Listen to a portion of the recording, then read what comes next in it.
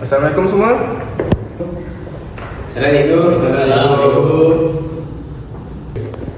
Okey semua, hari ini kita akan belajar itu buku sangat. Kita akan belajar tentang kehidupan berpadukan Al-Quran dan As-Sunnah. Korang semua ready? Maksud cikgu, macam mana Al-Quran dan Sunnah boleh menjadi pandu hidup kita? Betul tu cikgu. Saya tengok orang dekat luar sana yang lain semua hebat. Tapi macam saya, semua susah cikgu.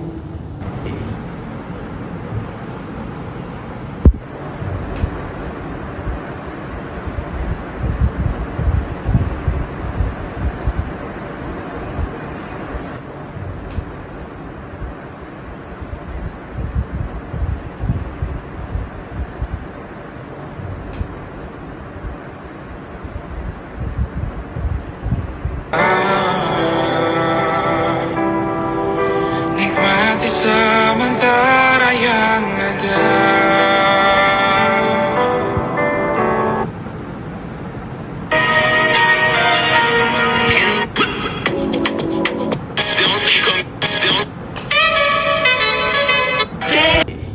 Betul tu cikgu, kadang saya rasa takut sangat nak buat satu benda tu. Saya takut saya salah.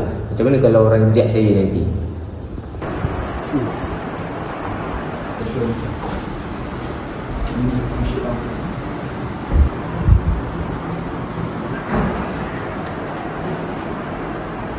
Jom dulu. Ini ada keras.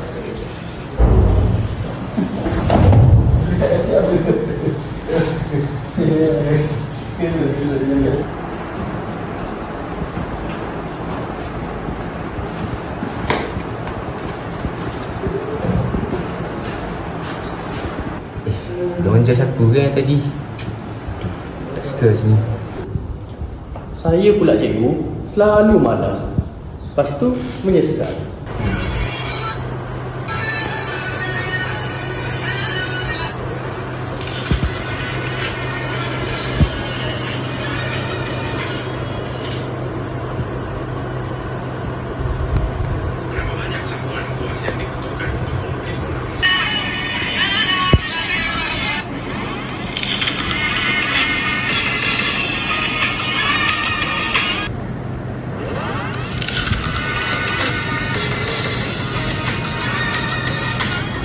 Berapa banyak sapuan kuas yang dibutuhkan untuk melukis Mona Lisa?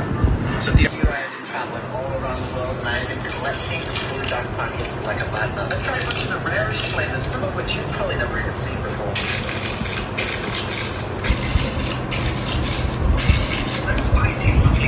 Aduh, kerja tadi aku lupa submit. Aduh, mana ni?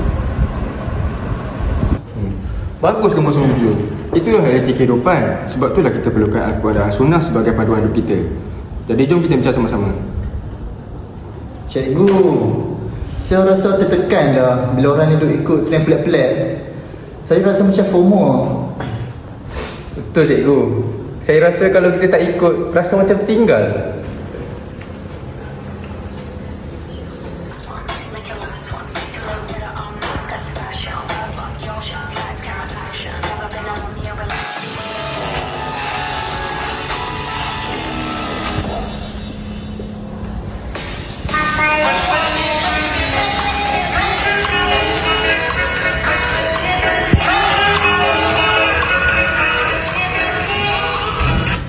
Video trend ni macam menarik lah. Aku rasa kena ajar Saif ni buat.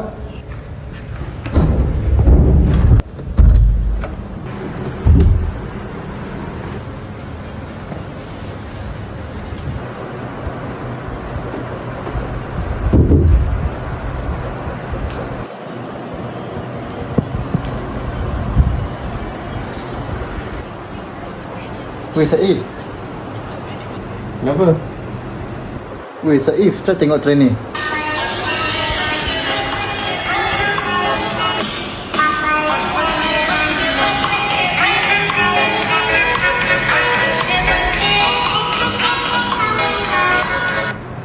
Weh Saif, jom lah kita try buat trend ni. Macam syok je. Okay, jom. Boleh juga kita buat.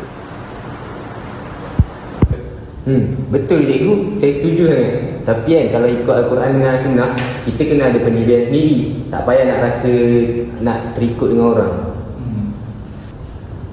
Saya pula kadang tu selalu ikut trend. Tapi bila fikir balik, tak semua trend tu elok.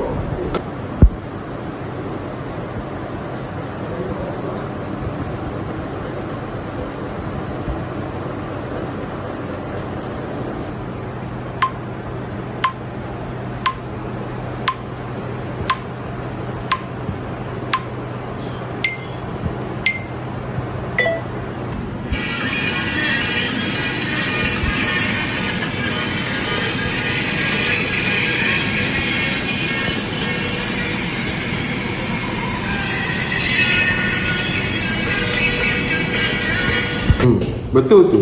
Dalam surah Al-Hash ayat 18, Allah pesan supaya setiap orang tengok apa yang dia buat untuk hari esok. Maksudnya, kita kena fikir kesan setiap perbuatan. Jangan ikut orang membunta tuli. Oh, maksudnya kita kena tengok diri sendiri dululah, baru fikir pasal orang lain. Betul tu Afiq. Al-Quran ni ibarat kompas. Dalam surah Al-Baqarah ayat 2, Allah sebut kitab ini tiada keraguan padanya, menjadi petunjuk bagi orang yang bertakwa. Jadi cikgu, kalau kita rasa hilang arah, kita kena buka Quran dulu ke? Aduh, stresnya. Tutorial banyak lagi tak siap. Ini pula semakin hari semakin bertambah. Rasa macam hati dan fikiran jadi makin tak tenang. Apa yang aku patut buat ya untuk kurangkan fikiran ini? Aku rasa aku perlukan sesuatu yang mampu buat aku rasa tenang.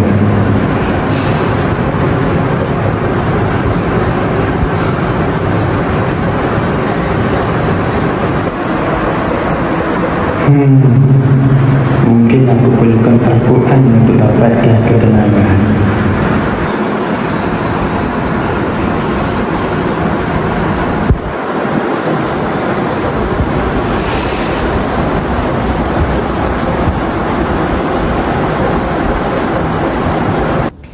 Betul tu Haris. Bila kita baca, faham dan amalkan, insya-Allah hidup kita akan lebih terarah. Tapi cikgu, kebiasaannya Al-Quran ni ayat ni panjang. Susah untuk kita faham. Wa tawakkal 'ala Allah wa kafa billahi wakila. Ma ja'alallahu li rajulin min qalbayni fi jawfi. Wa ma ja'ala azwajukum tuzahiruna minhunna ummahatikum. Wa ma ja'ala ad'iyaakum abna'akum. Zalikum qaulukum bi afwahikum. Wallahu yaqulul haqqa wa huwa yahdiyas sabil. Ud'uhum li abaihim huwa aqsatu indallah. Fa illam ta'lamu. Alamak, ayat ni panjang pula. Kalau ayat panjang-panjang ni susah sikit nak baca. Macam mana mungkin kena minta tolong ustaz kot.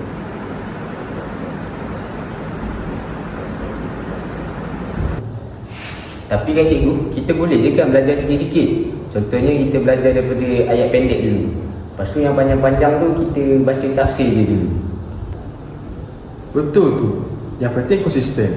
Kita baca bukan sekadar baca, tapi kita kena amalkan benda tu. Oh, saya baru faham. Al-Quran bukan sekadar hiasan, tapi untuk diamalkan setiap hari. Cikgu, kalau Quran beri panduan, sunnah pula apa tujuannya? Sunnah ni pula adalah panduan praktikal daripada Rasulullah. Contohnya, cara hormat ibu bapa, cara solat dan cara berakhlak. Jadi cikgu, Al-Quran ni dia cuma menceritakan je lah. Yang Al-Sunnah ni dia ajar kita macam mana nak buat. Betul tu lagi.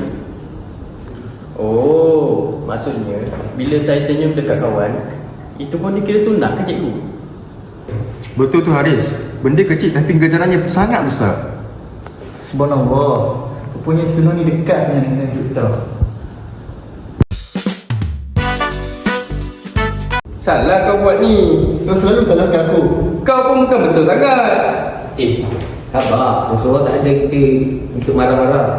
Betul tu. Kalau ikut sunnah, kita perlu maafkan, bukan tambah gaduh.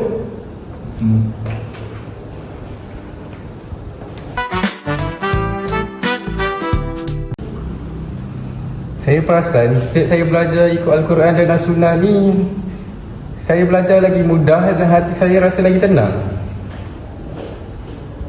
Saya rasa saya akan tidak mengikut trend-trend FOMO lagi dah. Tidak yang menghabiskan masa. Saya rela membaca Al-Quran.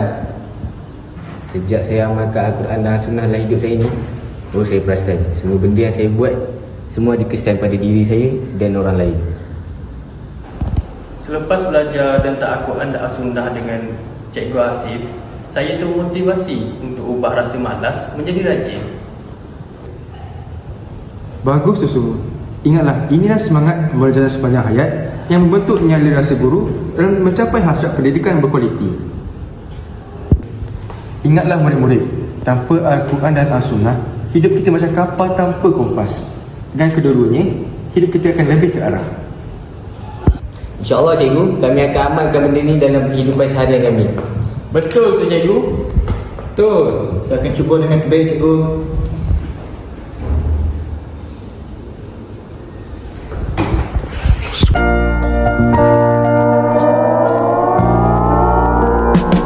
Bagus kamu semua jujur. Sebab tu lah, itulah kereta sekali lagi. Ya cikgu. Terus selalu salahkan aku. Kau bukan. Dia takkan tengok